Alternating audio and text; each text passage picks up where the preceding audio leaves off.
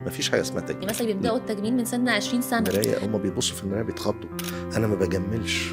هو ده مش غلط برضو يعني. وإزاي الإنسان كراجل أو ست يقي أو يتقي المشاكل اللي بتحصل الجلدية.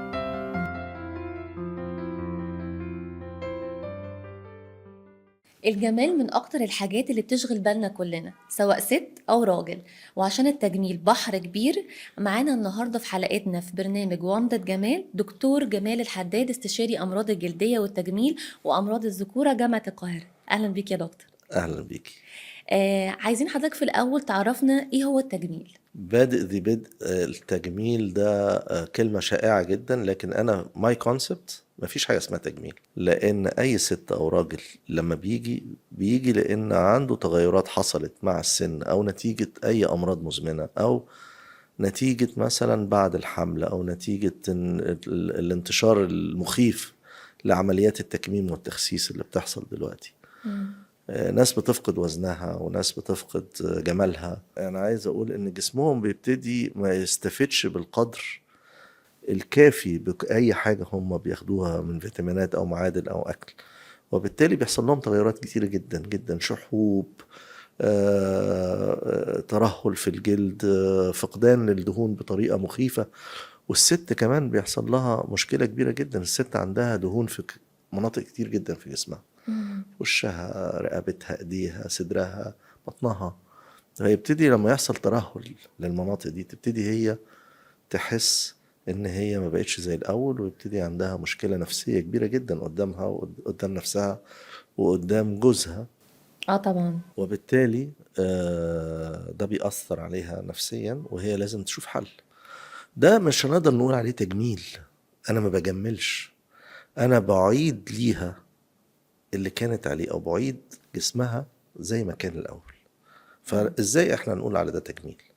بس يا دكتور برضو المجتمع دلوقتي بقى فيه معايير محددة للجمال، يعني مثلا احنا شفنا الفترة اللي فاتت بقت معظم الستات تتجه للليب فيلر وان هم يبدأوا حتى يعملوا بروسيجرز تجميلية في سن صغير جدا، يعني مثلا يبدأوا التجميل من سن 20 سنة. وبالعكس كمان في دكاترة بيرشحوا ان البنت تبدأ مثلا بوتوكس وفيلر في سن صغير عشان ما يظهر لهاش تجاعيد او ما يظهر لهاش اللي حضرتك بتقول عليه تغيرات على وشها. حضرتك تفسر لنا الظاهرة دي بإيه؟ مين قالك ان ده تجميل؟ ده برضه مش تجميل، ده انتي الغرض من الموضوع ده تجاري بحت. يعني مفيش حاجة اسمها ان انا اعمل طفلة، بنت صغيرة بنوتة جميلة، اعمل لها بوتوكس وفيلر لان هي احتمال يطلع لها تجاعيد. بالظبط. ازاي يعني؟ ده مش وضع طبعا صحيح. الحاجة التانية الليب فيلر اللي انت بتتكلمي عليه بقى ايرا دلوقتي وبنات جدا. كتير جدا عايزة تعمل، طبعا. ومنهم بنتي يعني عايزة تعمل. بس الفكرة ان انا برضو ده ما اسموش تجميل. التجميل اللي انا شرحت لك عليه او الاكتر حاجة بتيجي علشان تحسن وضعها او ترجع لوضعها السابق. يعني الستات اللي بيحصل لها ترهل في وشها، اللي هي في يعني بتخس، اللي بيحصل لها عندها أمراض مزمنة. يعني أنا عندي مثلا مرضى، ربنا يعفو عن الجميع، عندهم سرطانات مثلا ربنا وبياخدوا يرحمه. كيماوي بيخسوا، بيجوا في بعضهم كتير جدا بيجي أو بيتصل بيا: دكتور احنا عايزين نرجع زي ما كنا، يعني حاجة تديهم طاقة إيجابية، اه تديهم أمل. فده مش معناه ان انا بجملهم، انا برجعهم يحسوا، يبصوا في المرايه، هم بيبصوا في المرايه بيتخضوا زي اللي بتبص على شعرها تلاقي ما فيش شعر. فاهماني؟ فلا، احنا بنساعد الانسان ان هو يكون في شكله الطبيعي. مش هجمله واغير بقى واكبر لها شفايفها واكبر لها خدودها. الستاندرد بتاع الجمال اللي اخترعوه بره بتوع التجميل ده، انا لو مشيت بيه يبقى انا عملت الستات كلها شكل واحد. ده حاصل يا دكتور، دي ده حاصل. للاسف هي دي المشكله اللي احنا بنقابلها، وده المشكله اللي احنا بنشوفها على السوشيال ميديا. ستات كتير جدا انا عايزه شبه الشفه دي، انا عايزه شبه الخد ده، انا عايزه شبه مش عارف. هو ده مش غلط برضو، يعني خلينا نقول ان برضو ان كل ست بتحب تشوف نفسها في احسن صورة ليها، وهي شايفة ان ده الشكل الافضل اللي هي عايزة توصل له. فهو مش خطأ، ولكن هو بقت هي دي المعايير اللي الستات بتشوف نفسها بيها جميلة.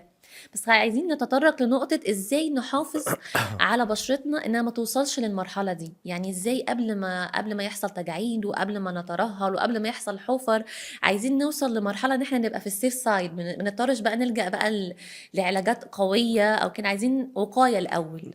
حلو. ده الكونسبت بتاعي انا، وده كلام جميل جدا محترم. انا دايما ماشي بفكرة الوقاية خير من العلاج، طبعًا. ودي من الحاجات انا ليا مقالات كتير جدا فيها. كنت عامل مقالات اسمها سماعة طبيب، وازاي الانسان كراجل او ست يقي او يتقي المشاكل اللي بتحصل الجلدية إمم. في الوجه، واللي بتؤدي definitely لمشاكل زي التجاعيد وزي الترهل وزي الحفر بعد حب الشباب وزي الكلام ده. طبعًا. وده يعني احنا ممكن نتكلم فيه بعد كده باستفاضة كبيرة جدا، ازاي انا اقدر اقي نفسي من المشاكل اللي بتحصل وتخلي شكلي يتغير.